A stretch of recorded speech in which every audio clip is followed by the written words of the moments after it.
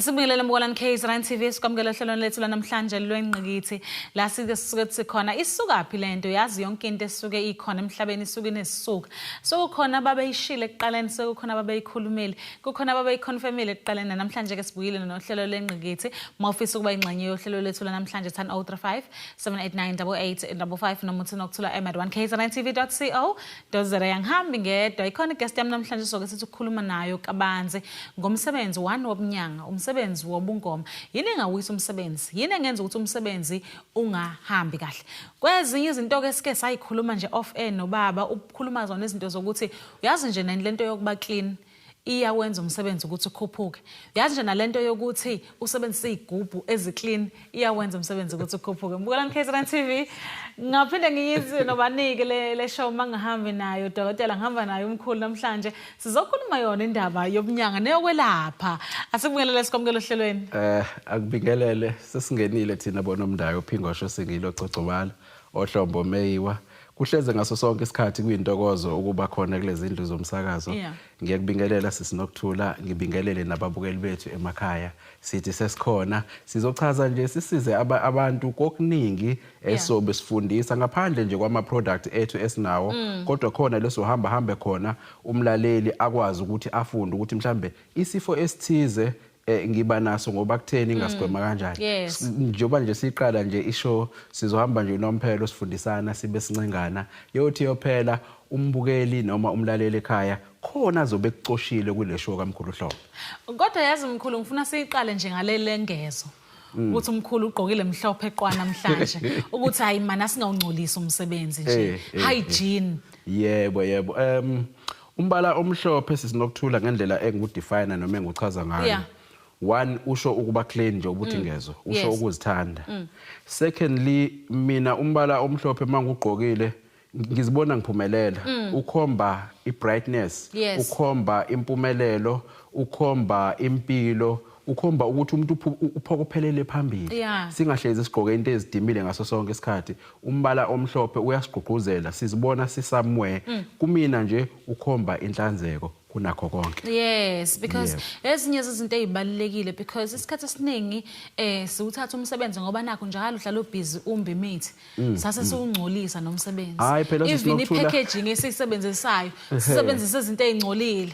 hayi phela angithi kunalento esemqondweni wabantu ukuthi dala mawinyanga fanele ubikhehle lidala fanele ubisalukwazi fanele ube umuntu ongcolile ngishimbiza ibe sebhodlele ndala sakhula ibhodlela leSmirnoff elingcolile so manje silapho sithi kuba khona ushintsho izinyanga akusebona kuphela abantu abadala izalukwazi ogogo omkhulu ngisho nabantu abasebancane bayizona izinyanga fanele bakhombise ukuthi ebunyangeni siclean kakhulukazi mina ke njengoba kunama chemist ngiyazi sazongena lapho ngisho ungena ekhemist lami fanele ubone imithi edisplayiwe ubone ku clean ama-chemist ami ke wonke ngaphakathi amhlophe ngisho esigodlweni sami imbala ufica kumhlophe abanye baze bathi siyasiqala isigodlo esinje yini kusho ukuthi abantu abangena noma umkhulu ba clean bayithanda into emhlophe ngeke ngakusho lo ukuthi kwami isigodlo sinama tiles abanye bayakuthuka lokho udonga limhlophe uceiling board umhlophe so ngiyawuthanda umbala omhlophe ngisho ngisawuthisha futhi belingapheli isonto ngingazange ligqoke ishirt elimhlophe nginawo nje maningi ahleli ku-wardrobe ngiyawuthanda kakhulu umbala omhlophe but kodwa into ebaluleke kakhulu mkhulu esizoyikhuluma namhlanje ileyo umsebenzi umsebenzi wobungoma nomsebenzi wobunyanga kwesinye isikhathi sowubona usuthatheka kancane kodwa mhlambe nani njengabelaphi ninayi indima ethile nidlalayo ekuthena umsebenzi uthatheke kancane sibelaphi bendabuko noma siyinyanga njalo ithine efasiqhugquzele abantu bawubone lo msebenzi wokwelapha ukuthi umsebenzi wethu umsebenzi wokhokho bethu njengoba ngichaza nje ngithi sikhule mangakulinganisela nje ngami ekhaya kwalo mali okuyakudokotela ayingekho ngeke ngakusho lokho kwisho engaphambilini kwalo mali ayingekho sikhule ngawo lamakhambi lawo so lamakhambi lawo besazi ukuthi okay mawukhwehlela awudingi icoffee syrup uthi uphuze nali ibozo kuzokhiwa iboza ligxotshwe siyaphuza sonke ekhaya siyaphuza kuphela ngempela ke futhi ukukhwehlela njalo iyabonakala indoda iyabonakala ingane ukuthi nansi inesilonda lapho sekuyathatha kuyagxotshwa iyachathwa ingane iyavuka qinqo la emsebenzini la ithina esizokwenza ukuthi uphakame umsebenzi wethu siyinyanga nezangoma kubhlungu kakhulu ke sikulombuzo ngoba ama callers abantu abangifonelayo abaningi kakhulu bakhala ngomsebenzi wabo ukuthi umsebenzi uyafa kwesinye isikhathi umsebenzi ufa ngenxa yabantu abathize ayengikwenzele isibonelo sinomuntu ozohamba ayothwasa oyisangoma for example mefika lapha ephehlweni uzothwasa leso sikhathi leso kodwa abeseba nomona lekuthiwa ugobela usuyafake umsebenzi ithwasa leli ingane soyafa umsebenzi wakhe useba nomona usebona isiphiwo esikulomntwana ongenile ephehlweni kuyena usethwebula ini na idlozi lakhe umntwana uyaqhubeka nje la uyathwasa usethwasa into engekho umbuzo wami munye uma ugobela yini ufuna ukuba namathwasa kanti uyazi ukuthi awenzi kahle ngoba uma ugobela unamathwasa wenza kahle bazoadvertisela umsebenzi wakho exactly akufunakali ke sijabulise ukuthi enginamathwasa maningi agcwele la it's so sad uma befona I wish ngaye ngikulalelise nama voice note ko WhatsApp athi mkhulu Hlombe ngile phehlweni ngikhokhile imali angiphumanga ngisho nanebhuku angithi kufanele uphume nebhuku phela elinemithi uthi okay isifo esithize usilapha kanje isifo esithize usilapha kanje ugobela wami azange ngikhaphe ngisho nokungikhapha ngosiko okungigodukisa ongisekhaya enye izinto leyenza umsebenzi lo wethu siyinyanga noma wethu izangoma ufadabale ungayiphambili okunye ke futhi umona kuyisifo esibi kakhulu ngoba ungacabanga ukuthi umuntu ozokumonazela umuntu le kwenye province cha umuntu okumonazelayo iqala nje la ekhaya eduzane la ubaba omncane umamncane ukhulu uanti usisi nangu nomakhelwane lo zinto ke ziyawukhinyabeza ngempela umsebenzi uthola ukuthi akusaphumeleleki ngempela emsebenzini kuningi kodwa ngithi nje ke ngithathe lo kumbalwa lokuthi ngiphinde futhi ngicele kogobela bethu it's so sad abantu abaningi engibaphamisela imisebenzi esinokuthola you can't believe izangoma athi ngathwasa ngiye lapha yana abantu abadala kumina bebekhuluma sengibuyile sebethulile manje abasakhulumi so siyacela abantu benze ijustice uma khona amathwasa umuntu akabe happy ithi uyidla imali yomuntu kodwa umuntu abejabulile ngaphakathi aphume enayo into ayikhombisayo ukuthi ngiphume ephehlweni Mkhulu ngithanda lento kakhulukazi ohlezi uyisho ukuthi uma uyichaza uthi indigenous knowledge nolwazi nje luyafuneka entweni zamakhambi lo ndima ihamba kakhulu ngayibiza ngo-indigenous knowledge ngoba ngiyadadisha ngiyafunda uyabona lo mithi leyo imithi engifakelayo kulowo muthi lowo ngiyazi ukuthi umuntu ophethwe isifo esithize ukhona umuntu ozofika umlekelele kulowo muthi kulo lesigubhe esi2 liter wecancer ngiyazi ukuthi kuze ngishaye icancer omuphi umuthi relevant ozofike ushaye icancer usithunge isilonda umuntu so uma umelaphi kuhleze ngaso sonke isikhathi kubalekile engathi ungalithola phela ulwazi uyabona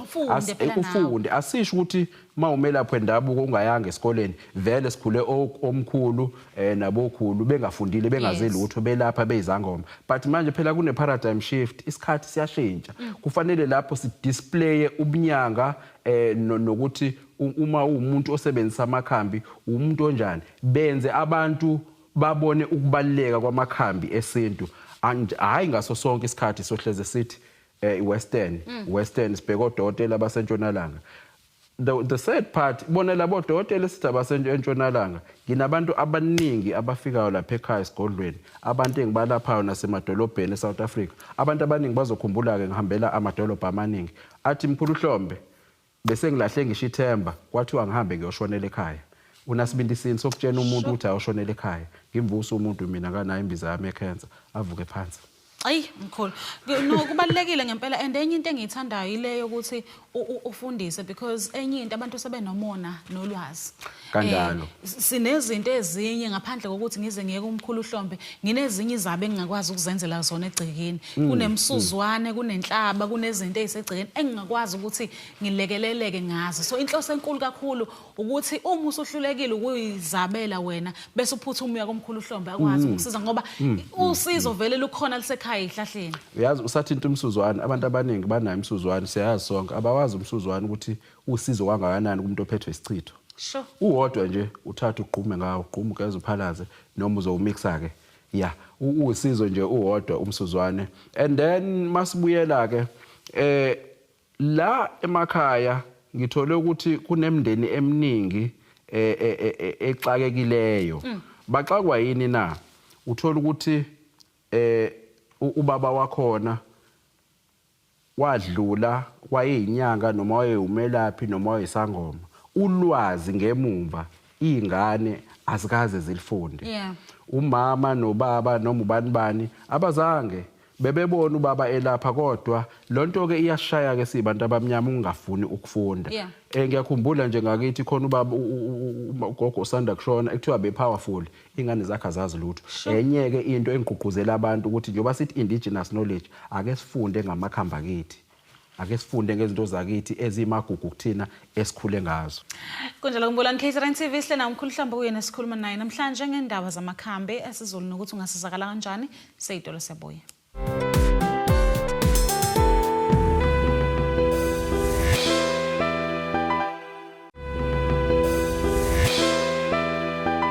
Asiphinda sikwamukela mkolani KZN TV sabukela uhlelo lengqithi sihlenda umkhulu Hlombe namhlanje kuyena ozothi uzosifundisa ngeindaba zamakhambi esizulu namakhambi esinawo emakhaya mkhulu Hlombe musha lo muthi lo osiphathele wona umashaya bhuqe noma umusha kuthini musha kunina kade wabakhona angikwazi ukuyiphatha yonke imithi miningi kakhulu le ekhaya esigodlweni okay but ukuthiwa lo mashaya bhuqe kunezinto ezimbalwa ezibaliwe kuthulu ngisushukela umfutho wegazi umeqo uqeda ukukhathala ulapha inkwantshu uzodla noma ungasadli yebo engithi nje ukubamba one asinayo imbiza ekuthiwa izifo zonke angithi uyabona lapho ukuthi ngibalile izifo angikwazi ukuthi mophethwe ilento ukuthi hayi thatha le masobuyela lapho engigxile kakhulu la kushukela abantu abaningi bahlushwa ushukela lapho ama eating habits indlela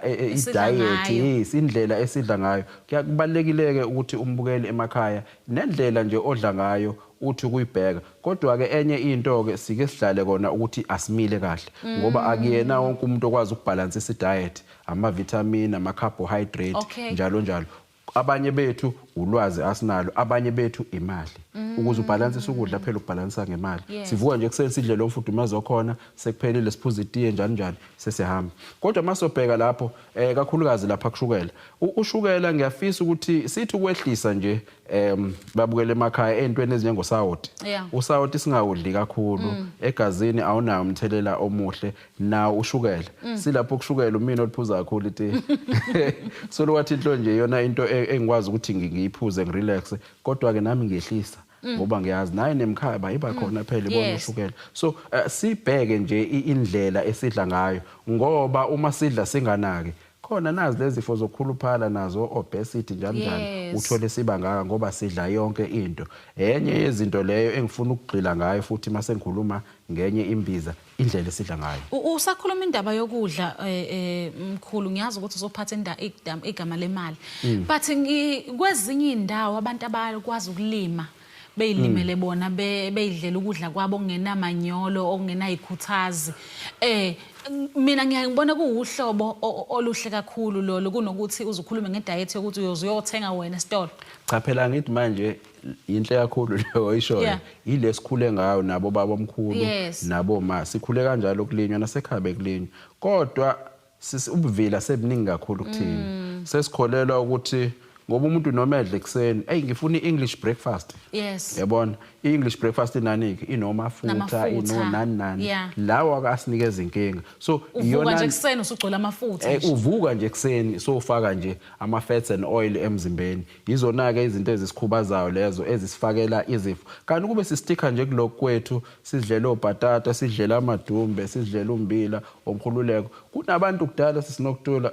it will come to your surprise. Labantu labayana bebehlala iminyaka eminingi. Manje i-lifespan yethu uvele kuthiwe 50 to 70 ngoba yini ushawa inhliziyo indlela phela asikwazi nokuthi sivocavoce kanti masoba nesikhathi nje sihambe siyojima sivocavoce uke nje uthi ukugijima ngisho ungazigijimela u15 minutes ujuluke ubuye ugeze uyawuza umzimba ukuthi hayi khona into engathi iyasuka. So ukudla nje kwethu kwasendulo kusisiza kakhulu emzimbeni kunayo futhi imsoco kakhulu.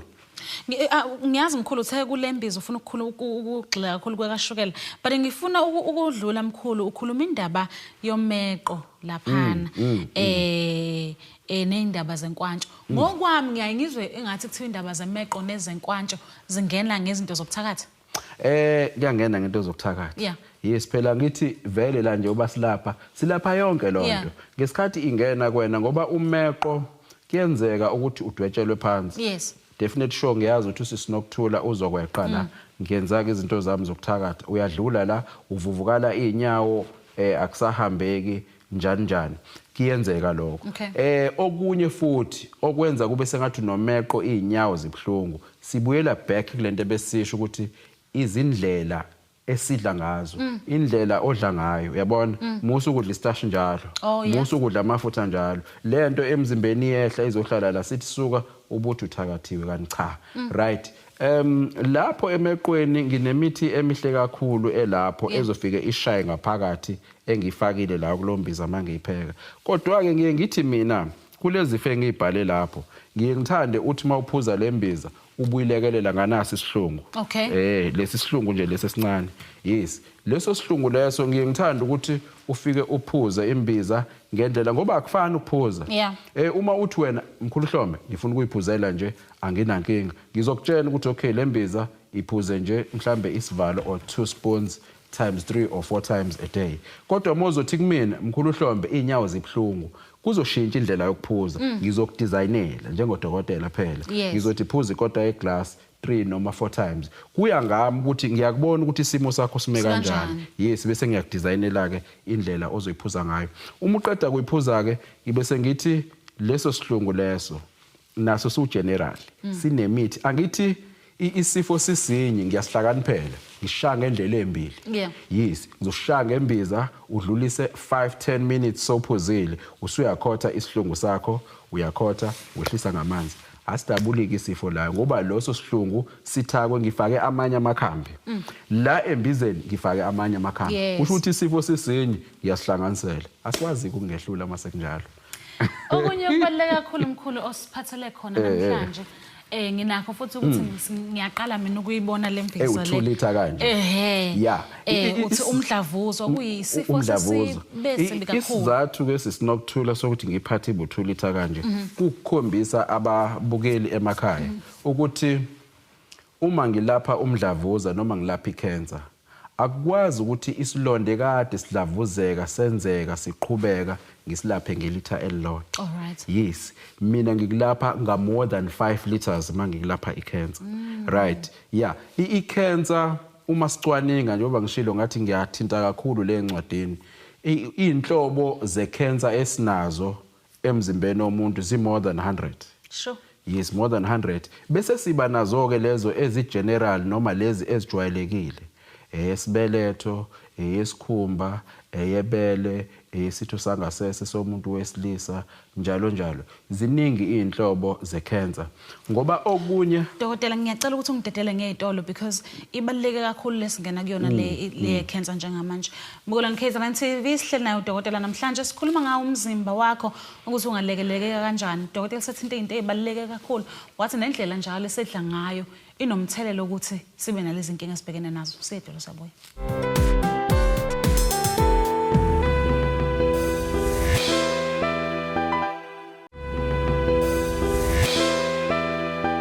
Asiphinde sikwamukele Mbolani KZN TV sihlena udokotela namhlanje kuyena sikhuluma naye sikhuluma ngomzimba wakho sofundisa wena ngomzimba wakho ngoba kubalekile nokwazi umzimba wakho mawumuntu dokotela busakhuluma indaba ye cancer usabala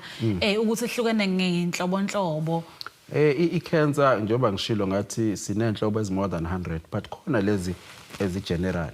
ekuyizona ezihlupha kakhulu abantu bama befona now mhlawumbe singake siqale ngokuthi kahle kusuke sekutheni umuntu aphathwe icancer ngoba sithe abantu siyabafundisa kule show at the same time icancer ukuze ikubambe noma ngabe iyiphi cancer esemzimbeni umzimba siyawazi ukuthi unama cells now i-DNA yama cells uma i-damaged noma ilimele iseli leyo iseli once yalimala yayinye izobhebhetheka ilimaze nenye kugcineke lapho sekumdlavuza ingakho abantu befona kumina bethi mkhulu Hlombe ngibuya esibhedlela ngidischargewe kuthiwa ngihambe ngiyoshonela ekhaya kuthiwa icancer igcwele umzimba bayangitshena lokho kuthiwa nje umzimba nje is fully blown up ngani na ngecancer ingoba ama cells lawa asuke eseshayekile eselimele nakho yini ke eyenza lokho ke kukaningi ke okokuqala sike sakhuluma lapha ngoshukela kodwa ezinye izinto ezimeja ngempela ezikubangela ukuthi ube necancer ukudla amafutha amaningi cholesterol emzimbeni amafutha amaningi ayasilimaza nokudla okunefiber encane lozo zinto lezo ziyenza ukuthi icancer ithande ukukuvakashela so ukuze ke sigweme lokho engathi i-diet singayibalance uma kwenzeka sidla ama-fruit sidla ama-carbohydrates njalo ukuze umzimba ubumbeke kahle kwakheke kungabi khona usomathuba ozokwazi ukuthi afike lapha yana uthola ukuthi umuntu usenecancer ziningi inhlobo khona zesikhumba abanye bangishuthela nje nami into engize ngisabe ko WhatsApp uthola ukuthi unecancer yesikhumba kuyisilonda nje esesabekayo now sithike thina nansi imbiza le mbiza le abaningi bazokhumbula abanye abazi yes ngoba sinayo iFacebook page lapho abantu beyikhulumela khona ukuthi mkhulu Hlombe ngisizakele la nala nginale inkinga nale ngibe sengiyabalekelela nawo lo muthi lona ngishilo ngathi mangilapha isifo one ngiyafunda ngesifo yes ngiyastudisha isifo sekumuntu bese emva kwaloko ngibona ukuthi ngizosilapha kanjani njoba ngishilo uyabona umuntu onecancer uma ngimlapha ngamadosi awu2 ngizofike ngimnika imithi ngithi phuza khotha before uyiqede ngoba awazi sinokuthula ukungitshela ukuthi umuntu onesilonda ngaphakathi secancer lapha ama cells efile ngizokwazi ukuthi ngimlaphe ngelithe lodwa elinjengalo that is practically impossible so ingakho ngithi mangikulapha icancer ngizokunikeza kuze kube kabili ngoba siyasincenga lesasilonda lwamdlavuza lowayana ngoba lapha emthini yami khona nomathunga njani abazohamba bafike lapha bathunge lesilonda lesi makuyike ephashini nakhona lithungeke iphaphu ligcine selingasakwazanga ukuthi bebhetheke isifo Asidlule mkhulu bese siya kulo omkhulu kakhulu lo othandwa abantu kakhulu. Hayi lo ugilima ngezweni lo. Lona hlale siuphethe njalo uma ngawo umathulisa. Umathulisa wezwe lo. Uyabona lo muthi ngingabhala incwadi mase ngiqhathanisa ne-feedback ephuma kubantu engibalaphayo. Lo ngithi umathulisa ngibuye ngikuteketise ngithi umathulisa wezwe. Ngibuye ngithi umathulisa wodumo ngenxa yama testimonies abantu abangifonela emva ukuthi ngibanikile umathulisa ke lona ugilima kakhulu ngoba makuthiwa umelaphi uyakwazi ukuthi uyokuvula ngoba phela mawuvaliwe sisinokuthula kade umelaphi noma unesitolo noma unebusiness hayibo all of a sudden ama customer aseze ukuzothenga sesiyabona kumakhelwane banayo ke lento ukuthi avela avula into efana nawe umakhelwane uthi uyabona ama customer akho sengala kusho ukuthi usekuvalile nawo sithi lo muthi lo uzokulekelela lapha uyachela lapha yana chela uyagoroba uyageza ngawo uyaqhuma ngawo uhlushwa isilwane nginayo isethi yesilwane ngiqala khona uyayisusa ilwane practically ngikhuluma ngento epractical la abantu bayafona mkhulu Hlombe ngivuka ekseni kufe ikadi la ngikhumbula nje omunye waze wangitshena wathi khona ikadi ebelicrossa emgaqweni lizongena kubo linenyawo ezo3 Yo. engifonela kanti luckily akahlukani noMathulisa uthi wavele wachela lajika laphinde emuva angazi kwakutheni kodwa ngifuna ukusho ukuthi izilwane uyayishaya uyayiphazamisa uyayibulala futhi yes kumuntu ke othi uvaliwe sizomlekelela nakhona usakhuluma ngezilwane dokotela kunalabo abahlala bekhala ngokuthi ebusuku uyaphupha uphuphulalo yisilwane yes njoba ngithi ke isethi yesilwane nange khona ubhalwe ususa isilwane ngathi bose ubonile yes lapho ngiqala kuona uMathulisa lana ngithi hamba uyochela ekhaya ngoba uzozulalo isilwane nje kanti mhlambe into eplantwe egcekeni kunento eshiwe egcekeni lento seyiyanhlupha ekhaya abanye bazibangifonela the emkhulu uhlombe hayi namhlanje besilelwe izilwane sonke lekhaya kuyenzeka lokho into esegcekeni Mathulisa ke uzohamba ke ufike ushaye lapha yana uzochela ngawo uphinde futhi ukorobhe ngawo nigeze nigqume bese ningena kulowo wesilwane yes lo phethe igcineni bese nizosebenzisa wona ke maniqeda ukusebenzisa wona sengiyasivala ke isilwane khona omunye engawuphethe la oqina sengiyasivala ke isilwane ukuthi asingabusasondela ke excuse me singabusasondela ke ekhaya sisivala kanjalo isilwane okugcina dokotela before siyetolo izitha thank you very much ayingaze ngikhohle kuningi kakhulu imanga zamathulisi one asiqale e10 izitho zaziyo nongazazi nabathakathi uyashaya lana mase ngikutshenile ngathi wenze kanjani ufaka isikhali uvela uyibonele wena umuntu uza kwena ngqo ezoxolisa uma ezohlangana nawe umuntu ashintshe direction athi omunye ebus rank bengimile ngibone ngaye nje segugusheke sehamba ngalena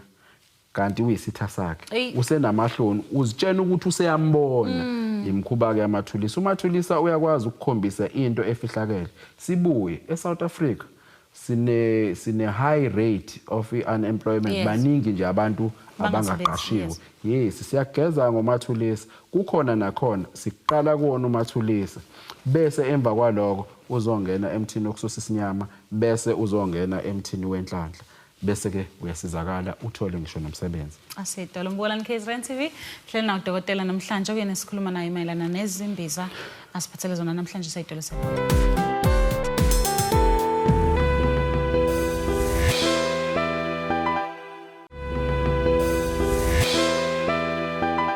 Asipena sikwamukela mbonani KZN TV sabukela ihlelo lenqinqethi sihle na udokotela namhlanje indigenous knowledge umkhulu Hlombe kuyena sikhuluma naye njengoba sikhuluma nje ngeindaba zemithi nomzimba wakho ukuthi yazi umzimba wakho yazi ukuthi makuvuvukela inyawo fanele wenze njani yini eshodayo emzimbeni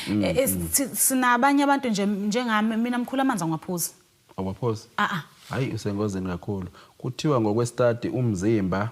udinga 90% wamanzi kusho ukuthi umzimba wakho wakhiwe amanzi amaningi kakhulu ngoba igazi phela kuzoze ugcine sone cancer la uthi ushotelwe igazi kanti nawe futhi uyacontribute layo ugcine futhi la izinto lezi seziklupha kanti wena waphuza amanzi wazame abanye abantu bahluleka ukuphuza amanzi omunye uvela athi emkhulu mina ngivele ukuthi angibuyise kodwa zama kancane bit by bit ngoba kuthiwa at least ngosuku kumele uphuze amanzi angango2 liters ngosuku yabona kodwa ngaphambi kokuthi siqhubeke kakhulu la kwi-cancer ngoba siqwashisa nje nababukeli bethu emakhaya ikhona i-cancer sisinokuthula ozalwa nayo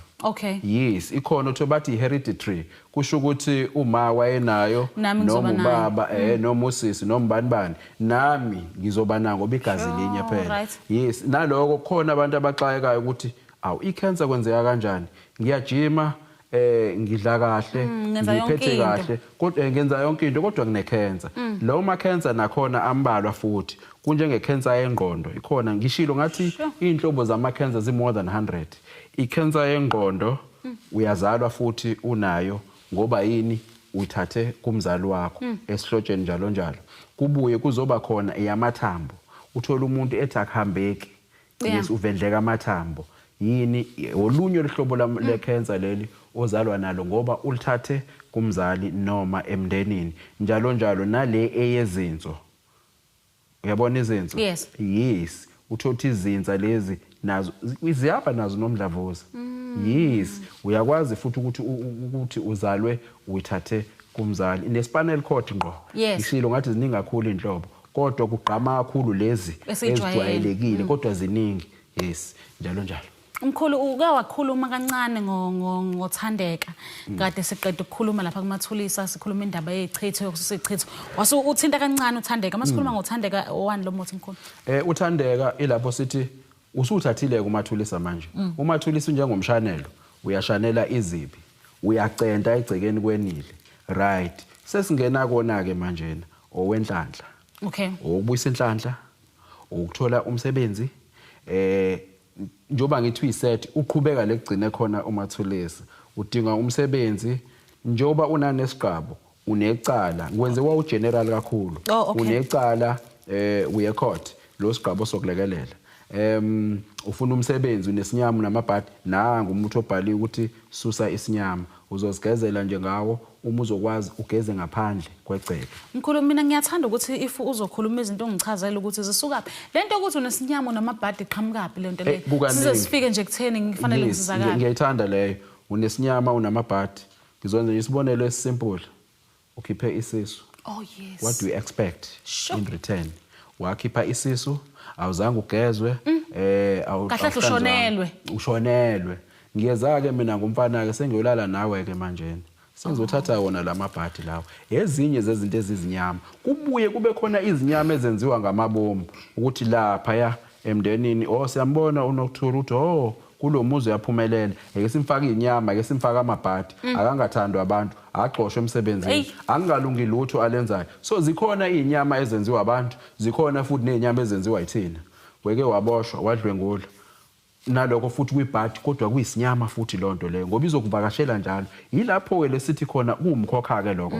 lozo zinto uthola uma kwaboshwa uzoboshwa njalo khona into engifonelile nje ensukwini ethe ingane yami iboshwa njalo njani sayixoxa lo daba ngathi vele ngeke ingaboshwa njalo uma isaqhubeka yenza lonto khona ezinye izinto esizi invite thina ekugcineni bese sithi amabhadi uyayibona lonto leyo so izinyama izinto esenzela zona thina siphinde futhi sivalwe abantu basifaka izinyama nezichitho ubona indoda engasakuthandi kanti vele usufakwe lezo zinyama lezo nezichitho. Ikhona indlela ukuthi mina engisuke nginesinyama nesichitho ngazi mina noma mhlawumbe ngizobona abaseceleni bengitshela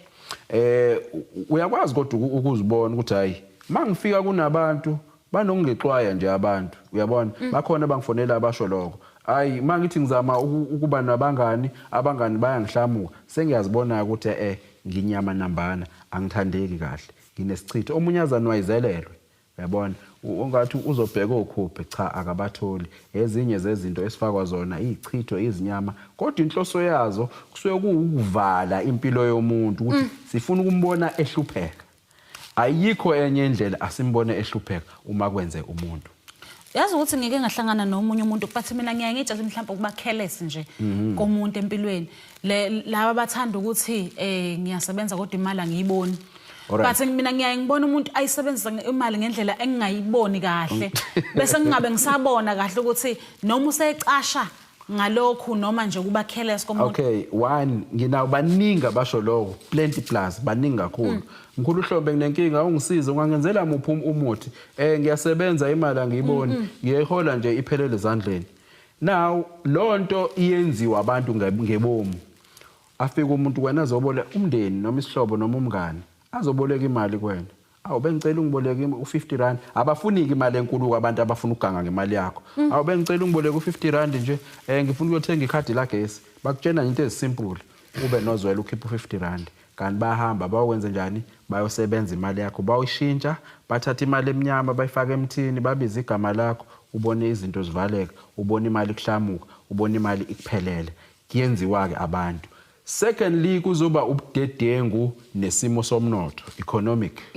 yayenza lonto imali kuphelele sisinokuthula akwazi ungitshela uhola u10,000 rand uzoba nezikwelete ezu8000 rand sure uzosala no2.5 kufanele urente kumele ugibele unengane uzongifonela mina udlala ngami uthi imali iphelele ezandleni uyayibona nje uthi ihamba nama debit order enziwe wena ubhekile ihamba nama debit order ubhekile manje why kuzothi imali iphelele ezandleni so kuyizimo nje ezahlukahlukene esiphila ngaphansi kwazo. Mina ke mkhulumi nawe lapho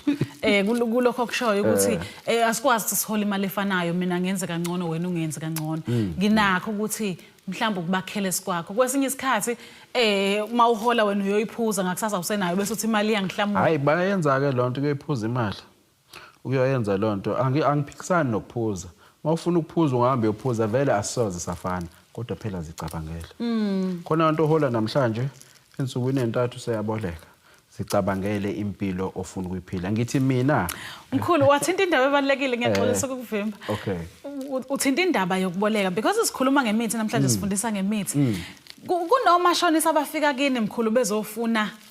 izinto zokuthi akungena ama customer hayi baningi kakhulu lawo ma customer phela lawazoboleka vele sho ukuthi ngizoyibhubhudle yami bese yes uzoya kumashonisa ngizoboleka ngoba umashonisa phela usenesibunge sokubiza abantu asisiphetheke namhlanje asikwazi ukuyiphatha yonke unesibunge nje umashonisa ukuthi abantu bezoboleka bona labo bantu abeza bezoboleka yibo kanye labazokhala ngokuthini imali ayikho baphinde futhi bona omashonisa ke manje sengikubona phezukwabo mkhulu Hlombe bayafika bayeboleka imali abayibuyisi ngenzele umuthi ukuthi kubuye ikweleti siphinde futhi singene phansi sika impande sisinokuthula lokho ngikusho ngokukhulu okuzothemba ayikho into engithandisa kokumixa imithi le njoba ngasacrifice ukufundisa abaningi bayazi ukuthi ngakuyeka ubuthisha ngabushiya phansi ubuthisha ngabona busangisebenzele is because nginothando lalento nginobizo lalento asedolo mkhulu Mbulani KZN TV esiphuthume idolo siyabuya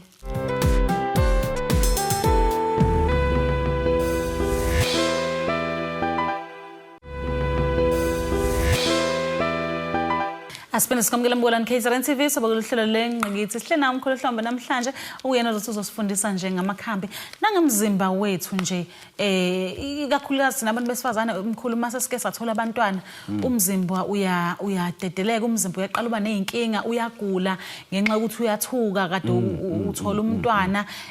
akube kusafana nasekuqaleni siyabonga ukuthi nabantu abanjengomkhulu abazokwazi ukuthi besifundise ukuthi uma sekwenzeka isimo esikanje uphuma kanje kuloko isithunyiso lana ke kwisithunyiso ke sinengane ezincane emakhaya kuthi wemkhulu ingane ayilahli ihlala kuze kusi into eyenzakalayo leyo kunemoya emibi ngithi makuthiwa unengane ekhaya encane awukwazi ukuhlala ungenazi inyamazane inyamazane lesi inyamazane awukwazi ukuhlala ungenazi inyamazane inyamazane zixosha imoya emibi ekhaya ngaphandle nje kwezingane ezincane nane ebusuku niyaklinyeka lana isithunyiso siswelekelela kakhulu eksuseni lapho mase uchelile nje ngomathulisa lo uphinde ushise futhi lapho kuthunye ekhaya nasegcekeni siyathunya ke usifaka emalahleni sivele sifuquwe kambi kabi sisuke sibalekisa lokho Mkhulu ngiyazi ukuthi ngaleko ukuthi mhlawumbe leli business lekusebenzele wena uphinde ube nesifiso sokuthi alibasebenzele nabanye abantu ube nama distributors nabantu abafisa ukujoyina ukuthi bekwazi ukuthi benze lo msebenzi owenzayo mhlawumbe usichazele kabanzi ngebusiness wathinta indaba ebalekile amakhambi ethu agijima ezweni lonke ikakhulukazi eSouth Africa sinabadayisi lesithi ama distributors baya order kumina ngibathumelele bese bedayisela abantu ingakho kunabantu abaningi ngoba mozothi uyabheka nje zikhona inamba ezimbalwa la escreenini zabantu abasidayiselayo bese siba nama chemists ama chemists nje mawuphuthuma lapha eThekwini kubantu abayazi imikhiqizo yethu nabantu abaqalayo ngizwa namhlanje ku TV lapha eThekwini kwelika banana ku114 Joslovo ngolimi lakudala kuthiwa isekhoneni lika Field beno Queen Street first floor room 4 sinali chemist lapha yana abaningi ngiye ngafika kule show bafika impela bazosizakala abantu siyaqhubeka futhi siye Pietermaritzburg ekhoneni lika Boom Street beno Retief kungase rank active sematsheni abanye bathi ise rank yase Hammersdale sinalo futhi chemist lapha ika number 48 Retief Street ilona chemist elikhuluke emakhemesini ami siphinde siqhubeke njalo sinyuke siye Newcastle lapha eNewcastle opposite Ithala Bank u19 Tracker Street shop number 9 emhubheni nje ngaphansi ebuilding nginalo futhi chemist lapha ya elikhulu nalo uyalibona nje libhaliwe emaglasini mkhulu Hlombe ichemist yesinti bese ngiba nelinye ke ngisanda kulenza Olundi bathi ngakwaTepa ukuthi ke physical address waSolondi ubuthi ungicashela kancane kodwa nje ngakuyi long distance taxi rank uma udlula uya kuyona nginebhodi nje elikhulu elibhaliwe emkhulu Hlombe ikhemesi Sintu la kuma khemesi ngiwenza endaweni ngoba ngisuke nginecelo nginengcindezi khona manje nginengcindezi le empendle bacela ikhemesi abanalo la eStenga kade nje manje ngidriver ngiza ngala abantu bathi bacela ikhemesi iminingi imphakathi lapha ya eyazi ama product ami so bacela ngibenzele ilokuzi ikhemesi so ngiyazama kancane okunye ke kubantu abadinga ukufika ekhaya isigodlo sethu sila eMthwalume yes eduze kwase Potchefstroom noma eHibbardene isekhaya lapho ilapho futhi nginyangela khona abantu ngilapha khona abantu konke engikhuluma ngako nenginake emakhemesi kukhona lapha ekhaya ufika uyishosha lapha ekhaya ufika uxhagiwe uhamba sowuzihambele lokho ke ngiyaqinisekisa yabona ebusuku sinokuthula kunabantu abalalayo bese bekhazwa izilwane bekhahlelwa izilwane bese befika nabo ekseni ngo5 bebaxhakile fike lapha ngibabhemise lapha ngibashunqisele ngibaphuzise baphalaze kuphuma amagwebo apho umuntu sekwazi ukuzihambela so modinga usizo ke iyona nje inamba yethu le esinayo esescreenini ayishintshi 073 424 0784 Mkhulu cela usiphindele mhlawumbe inombolo ngaphambi kokuthi uqhubeke. Okay, inamba yethu yinye vo ezweni 073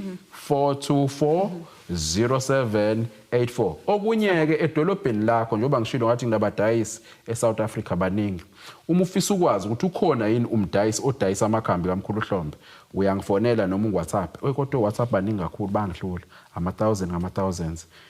La empangeni ukhona, eRichards Bay ukhona, ngishilo koNewcastle, koMpumalanga province koMbalenhle sinaye, eGoli kunaba abadayisi bawu3, eWestern Cape eCape Town ukhona